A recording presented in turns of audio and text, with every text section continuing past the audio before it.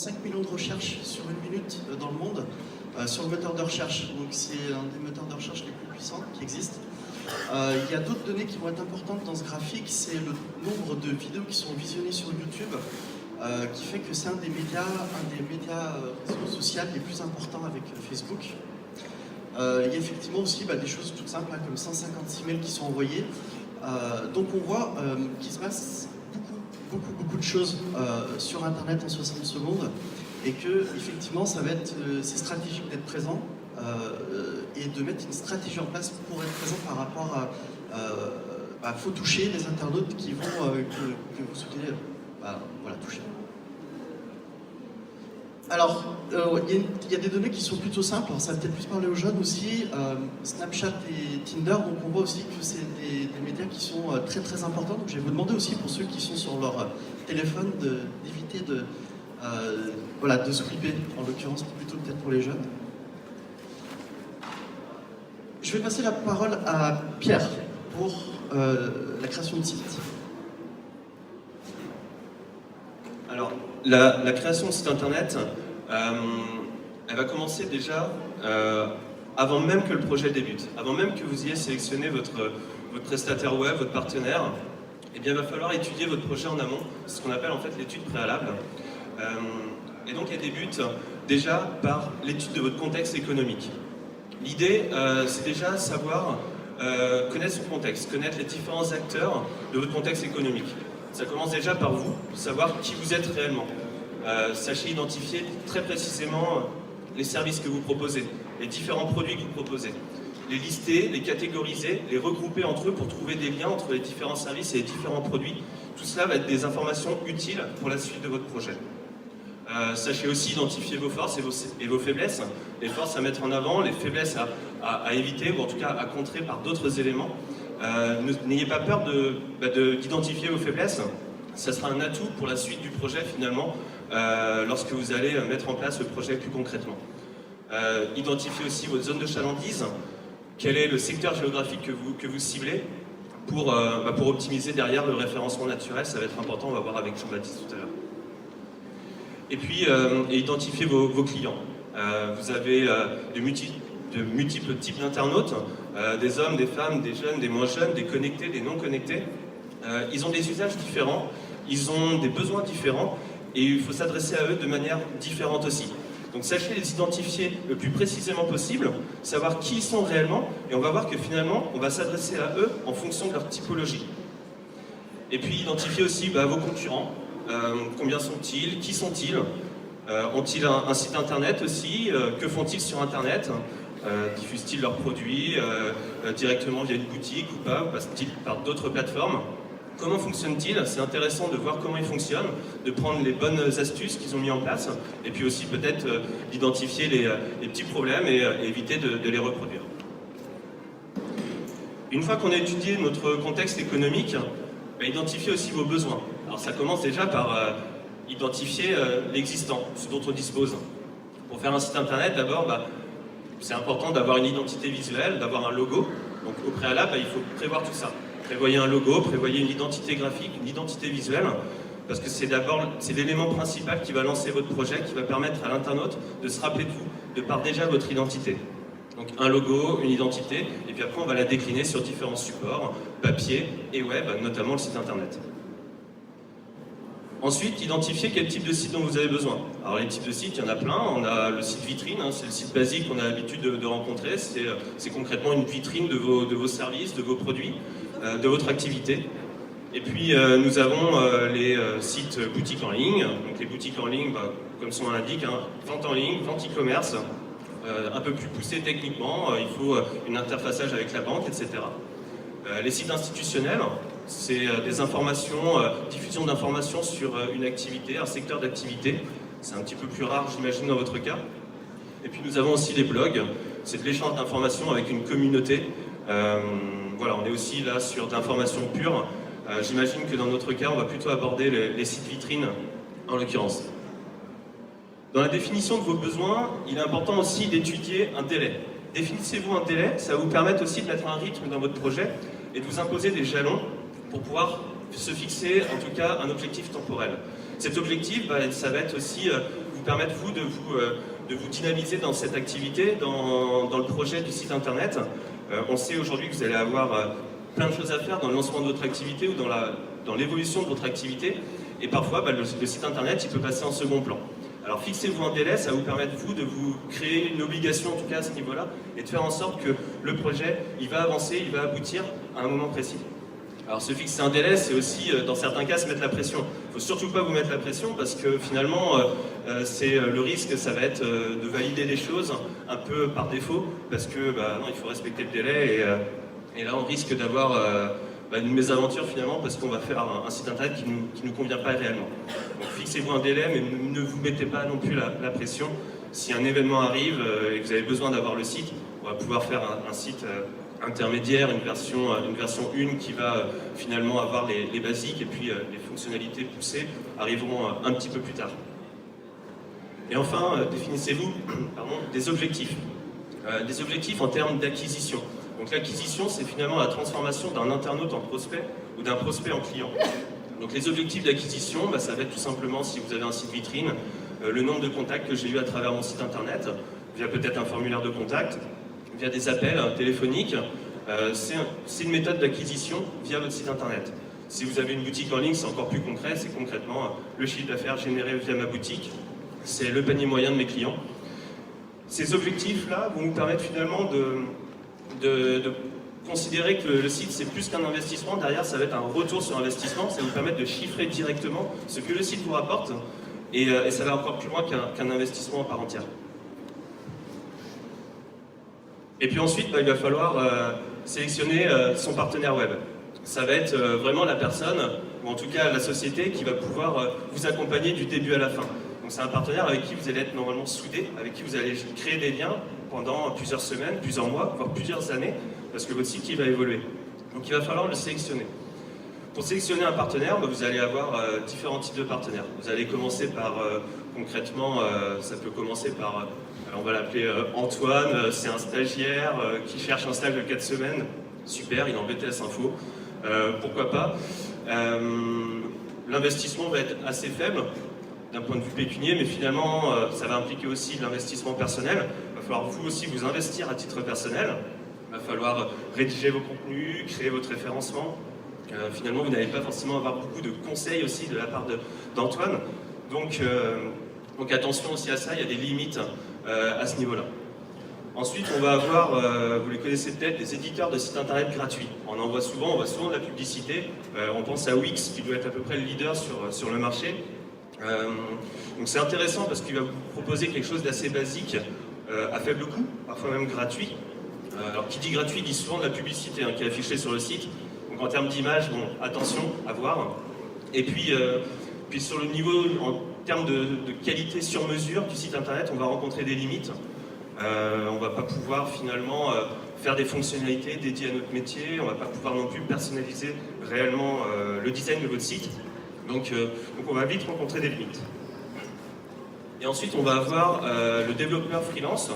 Alors là ça commence à être intéressant parce qu'on va avoir un accompagnement d'une personne, on va pouvoir bénéficier de conseils, on va pouvoir avoir son expertise en termes de design parce qu'ils font aussi du design et puis ils sont aussi développeurs. Donc ils vont pouvoir vraiment apporter une touche en plus à ce niveau-là et pouvoir vous accompagner en termes de design et de développement.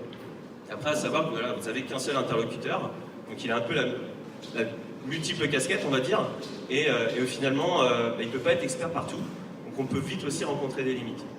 Alors en termes de budget, c'est aussi intéressant, on va dire si on part sur un site basique, vitrine de 5 à 10 pages, on va être entre 500 € et 3000 € à peu près le site internet, en fonction après des besoins précisément.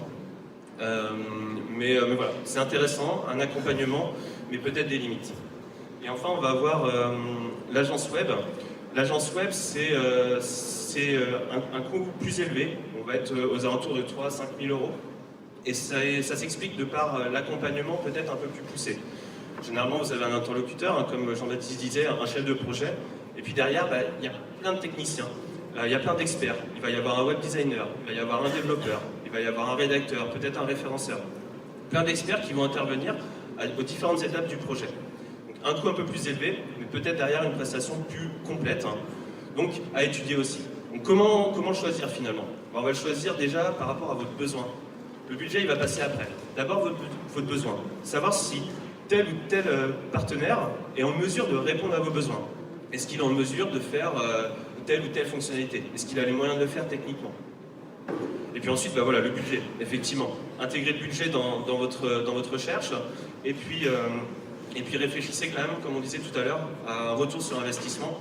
Pensez à ce que le site peut vous rapporter derrière. Et enfin, n'hésitez pas à aller voir les références des différents prestataires. C'est toujours intéressant de voir ce qu'ils font, ce qu'ils ont pu faire au préalable, et puis voir si ce qu'ils ont réalisé, ça peut répondre aussi à vos besoins, ça permet de se projeter, et vous, ça vous rassure.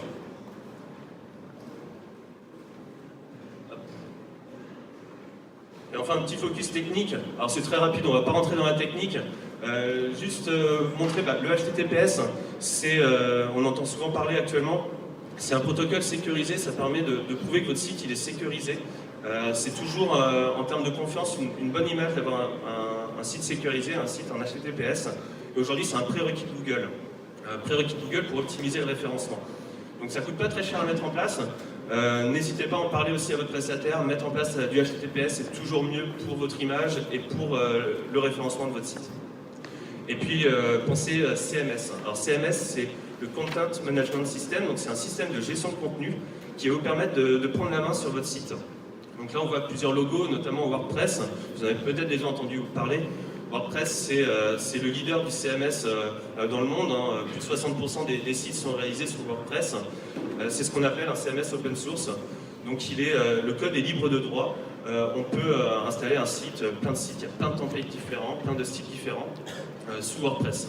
Et ça vous permet vraiment d'avoir la main après sur votre site internet, de pouvoir modifier les contenus, modifier les photos, modifier les produits, sans devoir faire appel à un technicien tout le temps.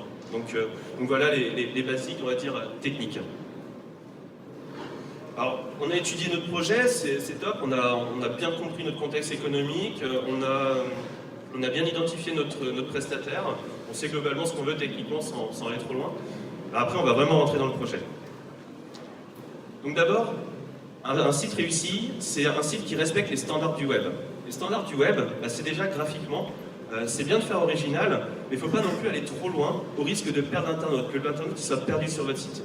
Donc respecter une structure dans laquelle l'internaute va se retrouver. C'est globalement une structure avec, on dit, un header, un conteneur, un footer. C'est une en-tête, un pied de page et un contenu qui va permettre à l'internaute de bien se retrouver dans le cadre que vous avez défini. On voit le sens de lecture aussi avec les zones chaudes sur l'écran à droite. Ça correspond au sens de lecture qu'on a sur le web. C'est ce qu'on appelle la lecture en F. Donc globalement, l'internaute, il balaye la partie gauche de l'écran et ensuite il va faire du balayage horizontal sur les éléments, sur les informations qu'il retrouve sur le site. Donc c'est des standards à prendre en compte lorsque vous faites votre site internet. Les interactions. Les interactions, ça va être tout simplement proposer à l'internaute des effets lorsqu'il va faire des mouvements, lorsqu'il va faire des actions sur le site internet, pour lui montrer que finalement, survoler telle zone va créer une action derrière qui va peut-être répondre à ses besoins. C'est anticiper finalement une action qui va arriver après et permettre à l'internaute de savoir ce qui va se passer. Par exemple, une zone cliquable, un petit effet lorsqu'on le survole, on sait que ça va cliquer, on sait que ça va arriver sur une autre page. Et puis soyez compatibles sur les navigateurs. Les navigateurs, c'est Chrome, c'est Firefox, c'est Internet Explorer. Et les navigateurs, ils lisent pas le code vraiment pareil. Chacun a été développé par des sociétés diverses. Et finalement, ils lisent le code un peu différemment. Et donc, tester sur les différents navigateurs, même sur les différentes versions de navigateurs, ça va vous permettre concrètement de bien vous assurer que le site fonctionne pour tous les internautes, pour tous vos clients. Et puis ensuite, on va faire un site ergonomique. Donc l'ergonomie, c'est quoi? L'ergonomie, c'est tout simplement rendre l'information accessible à l'internaute, que l'internaute puisse accéder facilement à l'information. Donc pour cela, on a 3 mots-clés. Utilité, faire en sorte que votre site soit utile pour l'internaute, c'est-à-dire qu'il puisse trouver l'information qu'il recherche, qu'elle soit présente sur votre site. Utilisabilité, alors l'utilisabilité, c'est quoi? C'est simplement que l'information soit accessible facilement, les informations principales soient accessibles facilement pour l'internaute. Et enfin, on a le design. Globalement, le design, c'est tout simplement, on va dire, rendre l'utile à l'agréable. C'est toujours mieux de se retrouver dans un contexte agréable, dans un environnement dans lequel on se sent bien. Donc pour cela, on va d'abord penser utilité et utilisabilité. Alors on va travailler ce qu'on appelle un wireframe. Travaillez déjà sur l'organisation de votre site avant de penser au design. Pensez déjà à la disposition des informations. Quelles sont les informations importantes et faire en sorte de bien les situer, de bien les positionner dans son site pour que l'internaute puisse y accéder facilement. Et c'est seulement après qu'on va intégrer une touche de design, de couleur, des photos, des pictos, tous les éléments qui vont rendre le site esthétique. Donc on le voit bien ici, on a bien étudié en amont la partie organisation et ensuite la partie design. Alors là c'est bien, c'est sur un bel écran, un wireframe ça peut se faire sur un papier, c'est griffonné, c'est plein de retours, on ajuste en continu, hein, c'est pas uniquement un bel écran comme celui-ci. Et puis après l'ergonomie, on va avancer progressivement, on va faire un site qu'on appelle simple. Ergonomique, c'est simple, on ne va pas mettre du design de partout, mettre des effets dans tous les sens. Il faut rendre l'information claire et facilement accessible. Alors pour cela, on ne va pas multiplier les couleurs. 3 couleurs, ça suffit amplement. 4, si on est des malades, j'ai envie de dire, mais on ne va vraiment pas plus loin, quoi. Pareil pour les typos. 2 typotextes, c'est des polices d'écriture. On va mettre que 2 typotextes. On ne va pas en mettre 4, 5, 6. Ça va rendre la lisibilité bien plus complexe pour l'internaute et finalement il risque de se perdre dans sa navigation, dans sa recherche d'informations. Alors la recherche d'informations c'est quoi? Ça va être ici trouver des informations sur un produit, des caractéristiques techniques, le prix d'un produit. Mais les informations ça peut être aussi un numéro de téléphone, les horaires d'ouverture, l'adresse de votre entreprise. Les informations en fait elles vont dépendre de chaque expérience utilisateur et de chacun d'entre vous, de vos besoins que vous allez identifier en amont. Donc il faut identifier très tôt les informations que vous considérez comme prioritaires, comme principales pour un client, et donc ainsi les présenter en priorité, en amont, de manière claire, et que l'internaute puisse les trouver très facilement. Un site intuitif, c'est aussi un site où justement l'information on la retrouve facilement via une arborescence qui est claire. Ici on a 2 types d'arborescence. En bleu foncé en haut, on a une arborescence classique qu'on appelle arborescence horizontale, et à droite une arborescence verticale. L'idée tout simplement, c'est que l'internaute puisse identifier clairement l'organisation du site, savoir où se situent les informations. Et ça c'est, on va dire, la colonne vertébrale de votre site internet. L'organisation des informations, l'organisation des pages. Il faut que l'internaute puisse clairement, de par cette arborescence, retrouver toutes les informations qu'il recherche. Et puis en bleu ciel, en bas à gauche, ou vert, on a tout simplement ces pieds de page. On rappelle l'arborescence dans le pied de page. Là, ça permet vraiment d'avoir une vision globale de l'intégralité de l'arborescence, de la structure du site, et de savoir concrètement où se situe chaque information, et savoir comment le site est organisé. Et ensuite, on va faire un site qu'on appelle un site cohérent. Alors, la cohérence, c'est quoi? C'est tout simplement, les pages après les autres, on respecte cette même identité. Donc, on conserve les mêmes éléments visuels, la même identité visuelle, les mêmes couleurs, les mêmes caractéristiques graphiques. On n'apporte pas de changement complet, on ne va pas non plus transformer une page à une autre. On ne va pas changer de logo, on ne va pas changer de couleur. L'internaute risque de se perdre et finalement de ne pas retrouver l'information et il risque de quitter votre site internet. Donc gardez une cohérence sur toutes les pages, même si pour autant la page elle est organisée différemment, elle est structurée différemment, on garde une cohérence graphique, une cohérence visuelle. Et enfin, l'idée aussi c'est de toujours aider encore une fois l'internaute à trouver l'information, et on a ce qu'on appelle du netlinking interne. Ici en l'occurrence c'est une boutique en ligne, c'est des ventes de foulards en ligne. On imagine que l'internaute se retrouve sur une fiche produit. Le produit ne l'intéresse pas plus que ça. Eh bien, le risque, c'est de perdre l'internaute, qu'il aille voir un autre site internet, un concurrent. Alors que peut-être vous avez la solution, vous avez l'information qu'il recherche, vous avez le produit qu'il recherche. Pour cela, proposez-lui des alternatives, proposez-lui des liens vers d'autres pages, d'autres articles qui vont permettre de répondre à ses besoins, de répondre à ses attentes. Donc ici, on va proposer d'autres produits, des produits similaires. Mais on peut aussi proposer des produits complémentaires. On vend des vestes, on vend le pantalon, on propose le pantalon qui va avec. Voilà ce genre de choses qui vont permettre à l'internaute de poursuivre sur votre site, poursuivre son expérience et finalement retrouver toujours les informations qu'il recherche, c'est l'objectif. Et surtout, pensez client. Ne faites pas un site pour vous, faites un site pour vos clients. On a dit au début, on va identifier notre cible, on va identifier nos clients, et on s'adresse en fonction de nos clients. Ils ont des besoins différents, et on a un ton différent en fonction de nos clients. Donc ne faites pas un site uniquement pour vous. Alors c'est bien qu'il vous plaise, tant mieux, vaut mieux qu'il vous plaise votre site. Mais il faut surtout qu'il plaise à vos clients. Il faut surtout que vos clients se retrouvent dans votre site internet et qu'ils puissent finalement trouver les informations qu'ils recherchent. Et vous, l'objectif, c'est finalement qu'ils vous contactent ou qu'ils achètent en ligne ou qu'ils fassent une demande de devis, une demande de téléchargement de brochure. Bref, il faut qu'ils génèrent une acquisition. Et donc adaptez-vous à votre client. Donc faites tester par des amis, des clients potentiels. Faites tester peut-être même par des clients réels si vous êtes proche de vos clients. Faites tester votre site, ça va vous permettre d'avoir des retours terrain. Parce que souvent, quand on fait un projet, vous savez ce que c'est, on se met dans une bulle, on n'arrive plus trop à avoir une vision claire, on n'arrive pas à avoir de recul, et finalement, on peut partir tête baissée sur une solution qui ne va pas répondre à nos clients. Donc, adaptez-vous en continu à vos clients, testez et faites tester. Alors ça, c'était la partie design, et puis après, il va falloir créer cette information. Donc, on parlait tout à l'heure du CMS, l'outil de gestion de contenu. L'idée, c'est de pouvoir apporter facilement, régulièrement et simplement du contenu sur votre site internet. Donc du contenu, c'est quoi? C'est ajouter des produits à un catalogue, une boutique en ligne. Ça va être créer des pages pour présenter ses services, ses activités. C'est présenter des actualités sur un secteur d'activité. Animer un blog pour sa communauté. Créer régulièrement du contenu, ça va permettre de rendre votre site attractif pour l'internaute.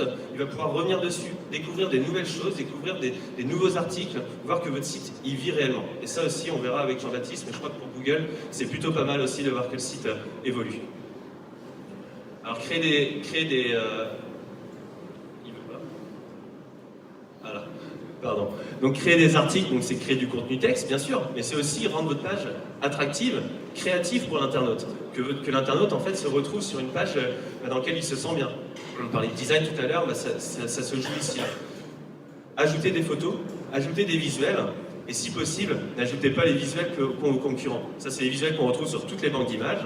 Alors on sait que c'est pratique, c'est utile, mais finalement le risque c'est de retrouver les mêmes visuels que tous les concurrents. Ça fonctionne un petit peu moins bien. Essayez d'avoir des visuels forts, des visuels que l'internaute va retenir, parce que le but ici, c'est que l'internaute se souvienne de votre site, se souvienne de son expérience de navigation, et puisse revenir aussi sur votre site internet si finalement il n'a pas concrétisé sa recherche d'informations. Alors si vous pouvez, éventuellement, c'est opter pour un budget photographe, avoir des photos personnalisées, des photos qui vous appartiennent, c'est toujours un petit plus en termes d'image. Et quand vous allez créer du contenu, vous allez aussi optimiser votre référencement. Alors ça, Jean-Baptiste va en parler, mais pensez à demander à votre prestataire d'avoir un outil pour pouvoir optimiser votre référencement. Concrètement, créer du contenu, c'est quoi? C'est rajouter du texte, bien sûr, pour présenter une activité, un service. C'est des visuels, donc pour rendre la page attractive, mais c'est aussi faire du référencement. Une page ne doit jamais être créée si vous n'avez pas fait les balises de référencement. Sinon, c'est finalement manquer un peu de visibilité sur le web. Et puis ensuite, on va opter maintenant pour l'accès à cette information-là. On a un beau design, une belle ergonomie, on a créé nos contenus. Maintenant, il faut que l'internaute y accède. Alors, on a plein de solutions. La première solution, c'est, on imagine, vous avez plein de produits, plein de services. On parle d'une centaine. Comment on va faire pour les présenter dans mon arborescence? Il y a par exemple ici ce qu'on appelle le méga menu. Le méga menu, ça va permettre de lister plein de catégories et que l'internaute puisse s'y retrouver facilement, encore une fois. Catégorisez bien les rubriques et puis là, il n'y a pas de souci, on peut en afficher une vingtaine si besoin. L'internaute va pouvoir s'y retrouver. Et puis optez aussi par des mises en avant. On voit ici qu'il y a une catégorie qui est en jaune, une en bleu ciel, une en rouge. Là, ça permet à l'internaute de distinguer ces catégories-là. Vous allez pouvoir les identifier, les mettre en avant, et finalement, l'internaute va pouvoir être guidé, en tout cas définir que cette catégorie-là, elle peut l'intéresser. Il va la retenir. Ensuite, si vous avez aussi plusieurs services, plusieurs activités, optez pour ce qu'on appelle un catalogue. Le catalogue, il va permettre, encore une fois, à l'internaute d'avoir une vision globale sur les services que vous proposez, de pouvoir les comparer par des photos, comparer par des prix, comparer par des caractéristiques techniques, et puis cumulez-le avec un moteur de recherche, encore une fois pour simplifier l'accès à l'information. Le moteur de recherche, alors il peut être simple, hein, comme Google, on tape un mot-clé, on trouve une info. Et puis quand vous avez plein de caractéristiques techniques, des choses assez précises sur votre service ou sur votre produit, eh bien optez pour un moteur de recherche multicritère. On ne voit pas très bien, mais ici on a plein de champs pour pouvoir cibler exactement sa recherche. Et l'internaute, il peut se retrouver devant un catalogue de 100 produits, 100 services proposés. Et finalement, via son filtre, il va lui en rester plus que 2 à comparer. C'est beaucoup plus simple pour lui.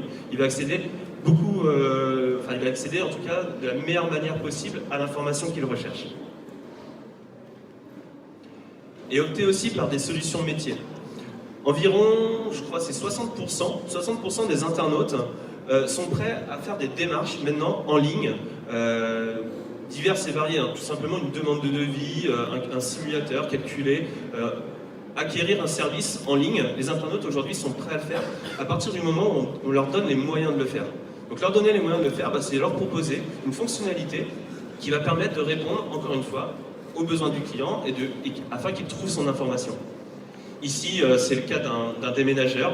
On lui propose à l'internaute un système pour qu'il puisse estimer son déménagement, estimer les coûts du déménagement et générer un devis pour pouvoir faire un déménagement. Et en retour, le déménageur, lui, il a des informations sur un prospect potentiel, sur un client potentiel, et donc il va pouvoir éventuellement le recontacter, reprendre un échange avec lui pour pouvoir éventuellement réétudier si l'internaute n'a pas finalement acheté le service. Autre cas de figure, ici c'est un exemple d'un simulateur en fait, de décoration d'intérieur de mobil-home.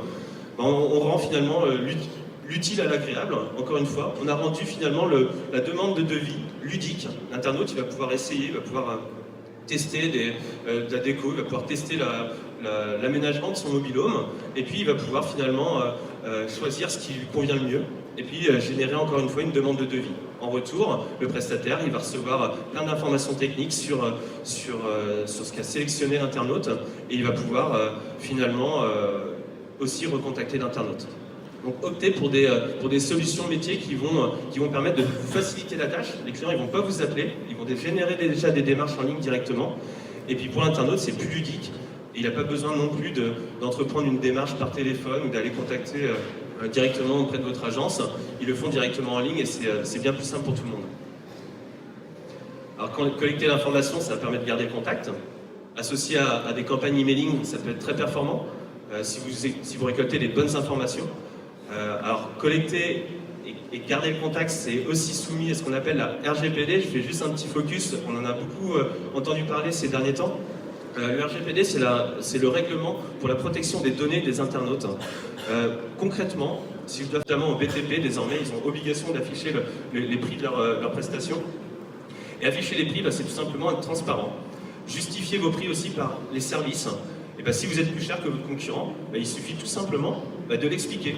Pourquoi? Alors vous pouvez déjà en termes d'image avoir un positionnement premium, avoir une image haut de gamme, de qualité, et vous pouvez aussi avoir des services complémentaires, donc expliquez-le.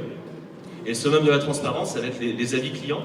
Opter pour des avis clients, ça va permettre aussi aux internautes de présenter leurs expériences, de présenter ce qu'ils ont vécu en faisant appel à vos services. Faire appel aussi à un avis client, c'est jouer le jeu à 100%. N'affichez pas uniquement les avis positifs, ça va se voir. Une note de 5 sur 5 avec 250 avis, c'est un peu difficile à croire. Donc là, finalement, vous allez faire le contre-pied, on ne va pas vous faire confiance. Assumez aussi les avis négatifs, quitte à répondre, vous pouvez répondre aussi en ligne, afficher votre réponse, ça va permettre aussi de justifier, ça arrive dans tous les cas aussi une mauvaise expérience client. Ça peut s'expliquer, ça peut se justifier, soyez totalement transparent. Et enfin, le dernier point, c'est doit-on faire un site internet mobile ou desktop? Desktop, c'est PC. Encore une fois, ça va dépendre de la cible, ça va dépendre de vos internautes. Si vous êtes sur une clientèle, on va dire, particulier, optez plutôt sur du mobile en priorité. C'est ce qu'on appelle le mobile first. Développez votre site en priorité sur mobile. C'est-à-dire concrètement, tous les écrans qu'on a vus avant, moi je vous les ai présentés sur PC, mais peut-être qu'il va falloir avoir une réflexion avant tout sur mobile. Optez déjà pour une réflexion mobile. Plus de 60% des internautes sont des mobinautes finalement. C'est-à-dire qu'ils consultent sur leur mobile. Donc ils vont d'abord consulter le site internet sur leur mobile. Si vous êtes sur plutôt une clientèle business, on est un petit peu entre les deux, on est peut-être un petit peu plus sur du desktop encore. Donc optez plutôt pour un site optimisé desktop, mais dans tous les cas, optez toujours pour un site internet qui soit compatible dans les deux cas. Ça va vous permettre vraiment d'éviter une mésaventure si un internaute veut consulter le site sur mobile et que ça ne fonctionne pas, ça serait dommage. Donc voilà globalement pour la partie projet, la partie site, la partie visuelle. Après, c'est bien d'avoir un site ergonomique, c'est bien d'avoir un site design, mais si vous n'êtes pas visible sur la toile, si vous n'êtes pas bien référencé, finalement, ça ne va pas vous apporter grand-chose. Donc là, on va poursuivre l'échange sur la partie référencement avec Jean-Baptiste. Merci Pierre. Le référencement, première donnée très très importante, il faut savoir que depuis le 1er janvier 2018, dans le monde, il y a plus de sites internet qui se sont créés que depuis la création du web il y a plus de 20 ans. Cette donnée est vraiment importante parce qu'il n'y a qu'une conclusion à en tirer, c'est que c'est hyper concurrentiel. À travers le monde, si on est une grosse PME et même au niveau local maintenant, de plus en plus d'artisans, commerçants indépendants ont leur propre site internet. Ce qu'il faut savoir, alors le référencement, qu'est-ce que c'est? C'est l'élaboration d'une stratégie pour être visible. Donc d'un côté, vous avez vos produits, vos services, votre boutique en ligne, votre boutique physique. Et de l'autre côté, vous avez des internautes qui effectuent des requêtes sur Internet. Le référencement, il est là pour faire matcher les deux à un instant T et que ça fonctionne et que ça soit efficace. Alors, il existe trois types de référencement, trois catégories. Il y a le référencement dit naturel, le SEO en anglais, le référencement payant, SEA, et le référencement via les réseaux sociaux, bien entendu, qui est le SEO. Le référencement naturel, c'est axé en priorité sur une chose, c'est l'écriture du contenu rédactionnel de votre site internet. C'est-à-dire que si vous êtes cuisiniste à Rennes et que vous souhaitez être positionné sur la pose de cuisine, la création sur mesure de cuisine, il va falloir vraiment mettre tous les atouts de ce côté en termes de contenu. Et puis aussi également, ne pas oublier qu'il faut aussi avoir des liens qui pointent sur votre site internet, donc il y a le contenu et les liens. Il faut des liens de qualité. Il y a encore 10-12 ans, on pouvait faire beaucoup de liens, des faux liens qui pointaient sur son site. Maintenant, dorénavant, c'est interdit, c'est pénalisé. Donc il faut viser sur du lien de qualité. Donc ça peut être un lien qui vient d'un fournisseur de chez vous, qui explique qui vous êtes. Ça peut être, si vous êtes plombier dans une petite mairie, c'est d'avoir un lien qui vient du site de la mairie. Toutes ces institutions vont mettre du poids positif dans la qualité du lien. Ce qu'il faut, c'est comme quand on crée un site internet, quand on crée une stratégie de référencement, il faut se fixer des objectifs. Et c'est la priorité, c'est-à-dire qu'il faut avoir un retour sur investissement et que ça soit quantifiable. Au même titre que pour du référencement dit payant, donc en l'occurrence ici on a les 4 premiers résultats qui apparaissent qui sont en payant, ça se voit pas très bien mais c'est marqué annonce, c'est marqué en vert. Donc là c'est du lien sponsorisé, donc vous achetez une succession de mots-clés ou un seul mot-clé et puis de la géolocalisation et c'est quasiment immédiat, vous pouvez auprès de Google faire une campagne en 1 heure ou 2. Et il y a le référencement via les réseaux sociaux, donc vous les connaissez tous, vous les maîtrisez, ça j'en suis sûr. Une donnée qui va être très très importante, c'est que les réseaux sociaux vont vous apporter, alors c'est une moyenne bien sûr, vont vous apporter environ 5% de trafic sur votre site internet. Donc n'y passez pas 95% de votre temps, parce que c'est pas rentable. Par contre, soyez hyper stratégique, c'est-à-dire que là tout à l'heure on a vu l'exemple d'une boutique en ligne qui vendait des sacs à main. Eh ben, si vous vendez des sacs à main en ligne, il y a un média qui va s'y prêter plus que d'autres, ça va être Instagram. Au contraire, si j'étais formateur en coaching professionnel, j'irais certainement poster mes formations sur LinkedIn ou Twitter. Ça, c'est des données qui sont vraiment aussi à ne pas oublier quand vous allez créer votre site internet. Il faut savoir que 75% des internautes restent bloqués sur la page 1. Et si effectivement il y a 25% qui vont en page 2 et 3 voir ce qui se passe, ils reviendront automatiquement en page 1 parce qu'ils se sentent sécurisés sur les premiers résultats qu'ils vont voir. Donc en fait, si vous êtes positionné en page 2, 3 ou 4, vous allez fournir de l'information à vous pour vos concurrents, tout simplement. tout à l'heure, je parlais de concurrence, d'ultra-concurrence. On va parler aussi d'ultra-qualité.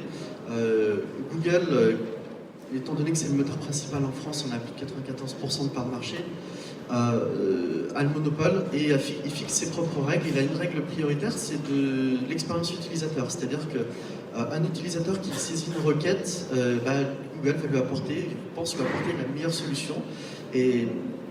Et comment il fonctionne? Il a mis en place des algorithmes qui vont soit mettre en avant des sites internet, soit les pénaliser. Donc depuis 2010, on a vu plusieurs algorithmes qui sont nés. Le premier, c'est Panda. Donc, comme je disais tout à l'heure, pour le référencement naturel, c'est un algorithme qui va mettre en avant la qualité du contenu rédactionnel. Donc, un contenu unique. On évite le contenu dupliqué, on ne va pas chercher les informations chez un concurrent, on ne fait pas de copier-coller, on raconte ce qu'on vend, on essaie d'apporter un maximum d'informations, que ce soit local ou sur du produit. Un des plus importants aussi, c'est Penguin. Alors là, Penguin, c'est un algorithme de pénalisation. Il pénalise le contenu dupliqué, en l'occurrence. C'est-à-dire que si vous avez un contenu sur une page et vous avez 100 mots et que vous en avez 30 ou 40 mots identiques, clairement, vous allez être déclassé, voire complètement transparent sur le web. On a les derniers nés qui sont apparus, donc Colibri. Alors là, c'est vraiment intéressant. Depuis 3-4 ans, Google axe vraiment ses critères de recherche sur la sémantique. Donc il va chercher en fait ce que vraiment l'internaute a voulu taper. C'est-à-dire quel est l'ordre des mots dans sa requête. Ça a une importance. Et puis aussi, il va analyser les synonymes des mots. Donc voilà, tout ça c'est vraiment à prendre en compte, donc ça vous donne des pistes aussi pour vous dans votre réflexion, à savoir que effectivement si je recherche un mot, voilà, quand vous écrivez du contenu rédactionnel, on va aller chercher des synonymes autour pour fournir du contenu unique. Et enfin le dernier c'est Opossum, le dernier algorithme important, qui est un algorithme de mise en avant. C'est l'algo de géolocalisation, donc on a tous, tout le monde équipé d'au moins un smartphone. Alors, on a tous fait la recherche quand on est dans le centre-ville de Rennes et qu'on cherche un restaurant. Les premiers résultats, c'est des résultats locaux qui sont situés entre 300 et 500 mètres autour de chez nous et qui nous proposent, effectivement, c'est des restaurants qui sont ouverts. Ça, c'est Google qui le met en avant et là-dessus, il faut, donc si vous êtes restaurateur, il faut pouvoir fournir toutes ces informations sur votre site internet pour que Google les prenne en compte. On a vu de la structure d'un site internet quand on le crée. Il y a 3 éléments qui sont les plus importants en termes de visibilité dans les résultats de recherche. Ça va être la balise titre. C'est ce que Google lit en premier, c'est ce que l'internaute lit en premier dans les résultats. Donc elle doit être unique et répondre à la requête de l'internaute. Donc si on est sur la homepage de votre site internet, il faut expliquer qui vous êtes sur la homepage. Et si vous êtes sur une page de produit, par exemple un sac à main, expliquer sac à main avec bandoulière de couleur marron, etc. Voilà. Il faut vraiment que tout le monde puisse voir en un coup d'œil qu'est-ce que votre page va raconter avant de cliquer dessus. On a la structure d'URL, donc une URL efficace est une URL propre, donc on évite les 1, 2, 3 dans les URL, des mots qui sont signifiants qu'on ne va pas comprendre. Là, on pourrait dire www.com/sac-à-main, taille 40, je sais pas s'il y a des tailles, enfin voilà, ou des couleurs. Et enfin la métadescription. La métadescription, elle n'est plus un critère depuis une quinzaine d'années auprès de Google, donc il ne l'indexe pas, il ne va pas la lire en tant que telle.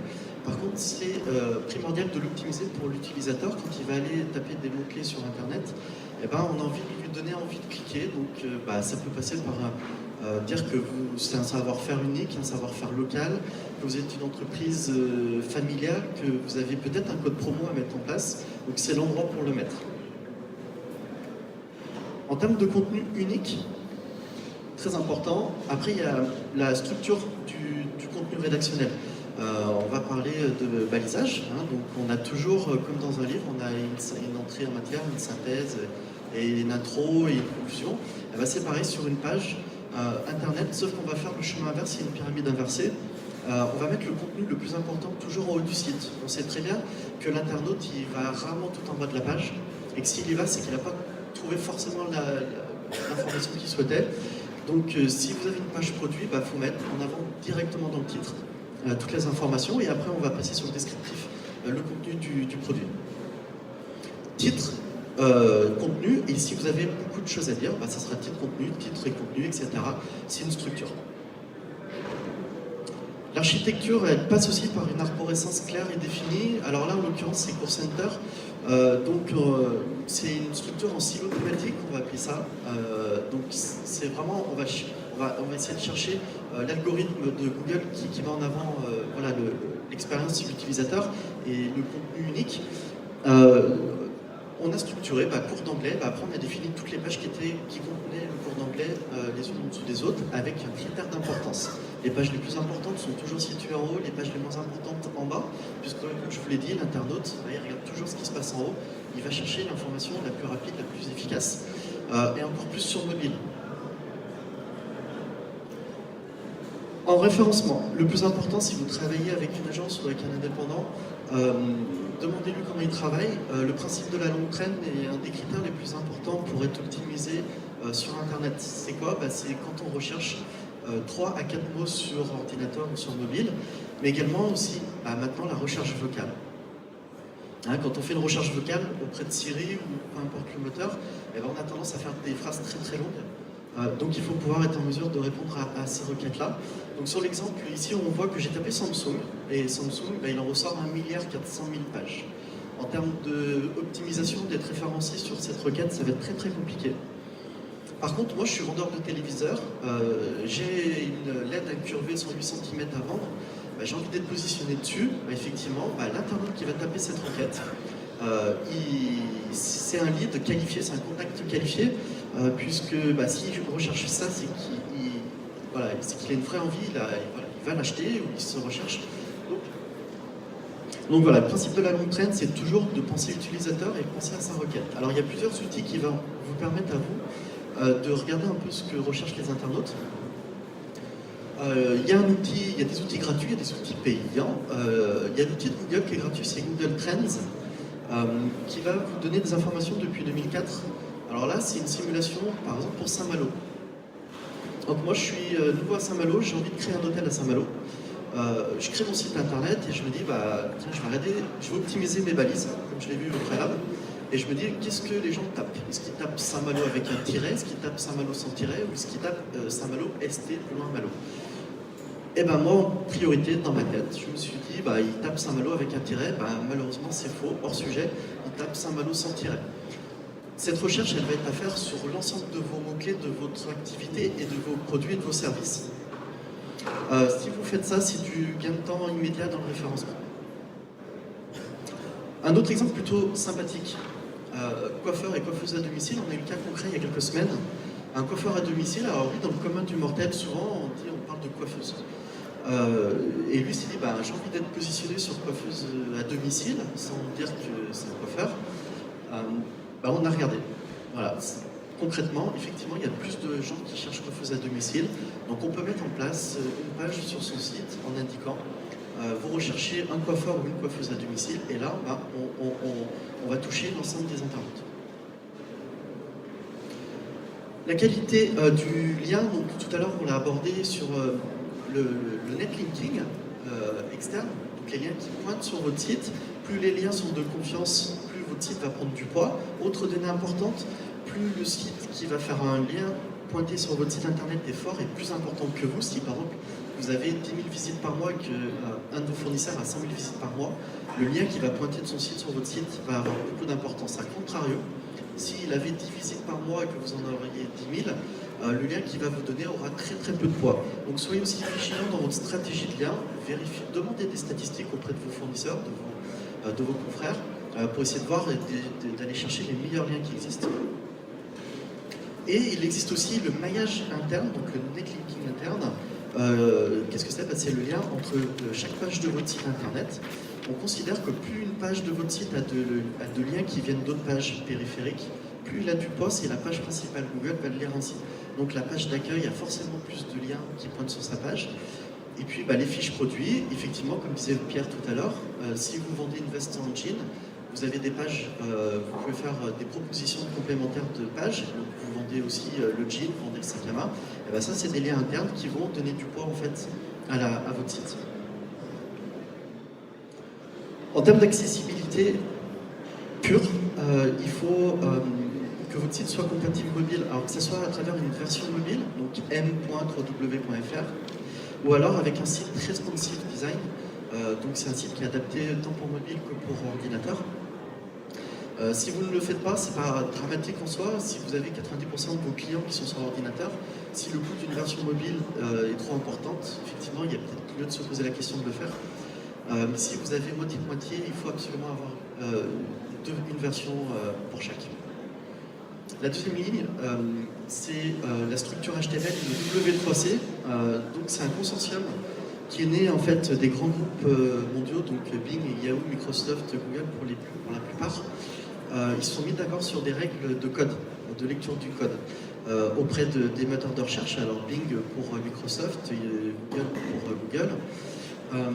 Et ils lisent exactement le site de la même façon et vont mettre en avant en fait votre site si vous respectez ce schéma-là. Je vous invite, donc si vous passez avec une agence ou un indépendant, d'être extrêmement vigilant quant à la façon de la structure de création du site internet HTML. Et enfin, tout à l'heure je ne vous l'ai pas dit, mais il y a un des derniers critères qui est la rapidité, la vitesse. Effectivement, aujourd'hui, il y a beaucoup de sites internet. Google, ce qu'il recherche, lui, c'est la rapidité d'exécution. Donc, il ne va pas passer 2 heures à checker ce qu'il y a sur votre site internet. Si votre site est trop lourd parce que vous n'avez pas redimensionné vos images, parce qu'il y a trop de choses, trop de documents PDF, voilà, et tout ça, il faut compresser un maximum. Plus votre site est rapide à crawler, donc quand le robot passe sur votre site, plus votre site va être optimisé, donc il va être mis en avant. Important, la fiche My Business. Donc là, tout à l'heure, vous disiez qu'il y avait beaucoup de gens, vous êtes beaucoup en recherche de création de site ou en projet. Avant de créer un site internet, il faut créer votre fiche business une fois que vous avez une adresse physique ou une boutique en ligne. Google le préconise clairement, puisqu'il va faire le lien entre votre fiche My Business et votre futur site internet. Il va prendre la page contact de votre site internet, il va regarder les infos qu'il y a sur votre fiche business, il va voir si les horaires sont les mêmes, si le site, l'URL du menu est le même, si le numéro de téléphone est le même, si le nom du responsable de la structure est le même, etc. etc.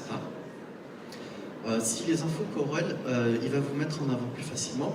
Deuxième chose, donc ça c'est pour le référencement, et en termes de e-réputation, parce que ça c'est important de maîtriser votre e-réputation, vous allez pouvoir prendre la main sur votre fiche. Demain, vous ne le faites pas, moi je peux créer la fiche en votre nom et mettre des informations erronées comme des heures d'ouverture erronées, un mauvais site internet, un numéro de téléphone qui ramènerait chez un de vos confrères ou concurrents. Donc c'est prioritaire. Et puis enfin dernièrement, la fiche My Business contient une partie importante d'avis Google maintenant. Voilà, ça vous permet, vous, en tant que professionnel, de pouvoir répondre aux avis clients. En premier lieu, j'ai parlé de stratégie de référencement, donc établir des objectifs. Qui dit objectif dit analyse. Un des plus gros moyens pour analyser, c'est Google Analytics, qui est gratuit, c'est un logiciel de tracking.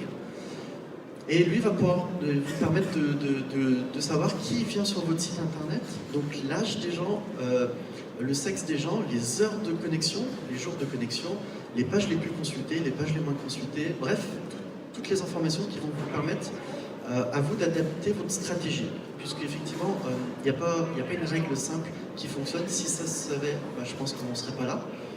Donc il faut mettre en place une stratégie, puis au bout de 2-3 mois, vous dites, allez, j'analyse ce qui s'est passé, et si ça n'a pas fonctionné, il faut essayer de savoir pourquoi. Donc avec, soit vous maîtrisez, vous le faites vous-même, ou alors vous demandez à votre prestataire. Et si ça a fonctionné, capitalisez dessus encore plus pour essayer d'optimiser de façon supplémentaire votre page, votre site internet. On va terminer, grosso modo, très rapidement. Je vais vous poser quelques questions sur les idées reçues. Donc, le référencement naturel, est-ce que c'est gratuit? Alors, le référencement naturel, c'est gratuit. Si c'est vous qui le faites, effectivement, ça va vous demander du temps. Alors, en tant que futur chef d'entreprise, le temps c'est de l'argent, mais effectivement, ça ne vous coûtera pas de sous. À part si vous voulez passer par une agence spécialisée, parce que si vous êtes chef d'entreprise en création d'entreprise, vous avez les rendez-vous avec la banque, vous avez les rendez-vous avec les fournisseurs, vous avez tout un tas de paperasse à faire et vous n'avez peut-être pas forcément le temps, sachant que le référencement est à faire à la base du site internet, à la création du site. Puisque ça va être ma deuxième question, est-ce que le référencement naturel est rapide, immédiat ou plutôt long? Okay. Le référencement naturel, c'est plutôt long à mettre en place. On va parler de quelques semaines à quelques mois. Quand on va vouloir capitaliser sur son nom, son entreprise, sa marque, normalement, quand on va taper son nom sur Google, au bout de quelques semaines, on doit apparaître sur la page d'accueil. Mais quand on va parler du principe de la longue traîne, comme je vous l'ai indiqué tout à l'heure, eh ben, ça va mettre un peu plus de temps d'être présent. Donc c'est quelque chose qui s'anticipe dans votre réflexion de création de site internet. Alors, est-ce que si j'utilise Google AdWords, donc les liens sponsorisés, est-ce que je suis bien référencé? Alors la réponse elle est oui, dans l'immédiat, puisque Google AdWords, donc les liens sponsorisés, référencement payant, ça agit immédiatement. En 2 ans, on peut mettre une campagne sponsorisée. Ce qu'il faut savoir, c'est qu'AdWords va être très très intéressant à travailler, à utiliser, quand vous avez de l'ultra concurrentiel sur un domaine d'activité. C'est-à-dire que là, demain, vous pouvez faire le test dans 1 heure sur votre mobile, vous tapez plombier à Paris. Clairement, il va y avoir que des résultats payants qui vont apparaître, et pour être dans la première page de Google, ça va être un casse-tête chinois, ça va demander des années, énormément de temps et d'argent. Donc là, la seule solution, c'est de prendre de l'AdWords. L'AdWords, c'est très intéressant aussi pour compléter une stratégie de référencement naturel. C'est-à-dire que comme le référencement naturel va prendre quelques temps, et ben, si vous avez une boutique en ligne, pour combler ce temps, et ben, je vous invite à aller mettre un budget en place sur de l'AdWords et ben, pour être présent sur ces mots-clés. Puis quand la bascule arrive en référencement naturel, vous voyez, vous arrivez en page 1 de Google, vous arrêtez naturellement de dépenser de l'argent sur des liens sponsorisés. C'est le moment de se dire adieu. Au revoir. Je vais passer la main pour conclure à Pierre. Merci. Désolé, on a un petit peu mordu sur le temps. On avait pas mal de choses à dire. Si on doit retenir quelque chose, déjà, c'est ergonomie. Donc 3 mots-clés. N'oubliez pas, utilité, utilisabilité, design. Ne vous mettez pas la pression. Prenez le temps de faire un bon site, un site qui fonctionne. C'est bien de respecter des délais, mais ne vous mettez surtout pas la pression par rapport à ces délais. Et puis un site qui fonctionne, c'est aussi un site qui est visible sur la toile. C'est un site qui est bien référencé. Donc alliez le référencement à l'ergonomie pour un site efficace. On n'a pas beaucoup de temps, mais si vous souhaitez poursuivre l'échange, on peut se retrouver au stand 145 et puis on va pouvoir discuter et étudier si vous avez des questions sur des cas concrets par rapport à votre activité. Merci pour votre écoute.